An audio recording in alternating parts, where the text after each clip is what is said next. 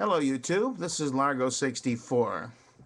Recently, another a YouTuber asked me to comment briefly, as if that's possible, on the subject of abortion. I am going to try to be brief, and so I have written down what my thoughts are on the subject, so as not to ramble too much.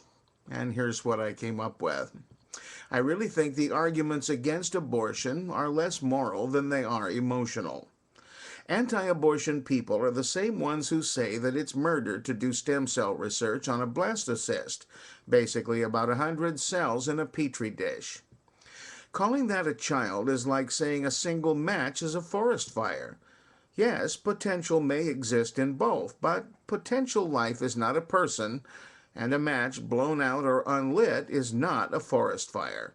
Even a mostly developed fetus isn't sentient yet. If the argument is biblical, remember Genesis 2:7, the King James Version. And the Lord God formed man of the dust of the ground and breathed into his nostrils the breath of life, and man became a living soul. A fetus doesn't breathe until it is born. At least according to the King James Version, it isn't alive yet, except in the same sense that a parasite is. When it breathes, it becomes a being, separate from its mother. Now, I don't approve of abortion as birth control, because I think adults should exercise self-control and take steps to prevent unwanted pregnancy in the first place.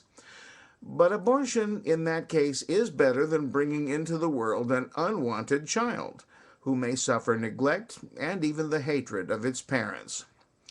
Some of the people who are against abortion are also against birth control.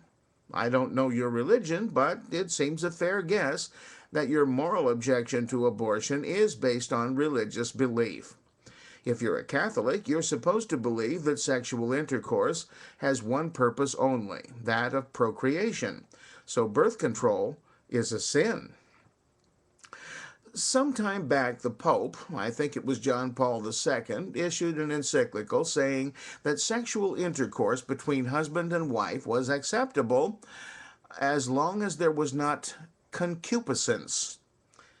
That word means literally ardent sexual desire or lust, which is to say, literally, that if you are married, according to the Pope, it's okay for you to fuck your brains out as long as you don't enjoy it.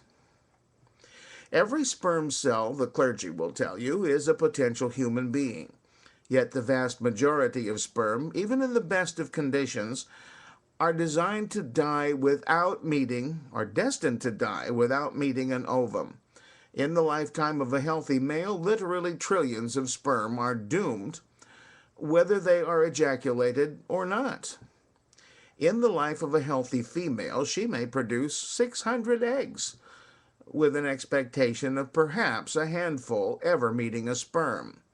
And spontaneous abortion occurs for various reasons in many females, even if there's been conception. Often the woman isn't even aware that she was pregnant. The point is that abortion is more natural than birth, and millions of times more likely, whether aided by people or not. I don't know what to say about partial birth abortion, but that is not something that happens all the time. You may come up with figures, but it will be a fraction of a percent of abortions overall. I can't see a doctor performing such a procedure unless there was a good reason. Were you aware that one of the reasons that lethal injection is so often botched in executions is that medical doctors, who would be able to do it correctly, refuse to inject the deadly cocktail because of their oath, the one they take to Apollo? That same oath prevents them from harming a viable baby. So for you or I to judge the rightness of such an abortion, we would have to know the circumstances that led to it and made it necessary. I would also ask a pro-lifer, do you disapprove of abortion, even to save the life of the mother? What if the woman who might die was your wife, your sister? It's a complicated issue, but one I think should be governed by reason, not emotion. Some decisions in life are tough. but I don't think anyone has the right to make them for us. I'll be interested in your comments. I'm sure there are going to be many. I expect quite a few negative ones, and that's perfectly okay. This is a debate that has been going on and probably will continue for some time. Thanks for watching.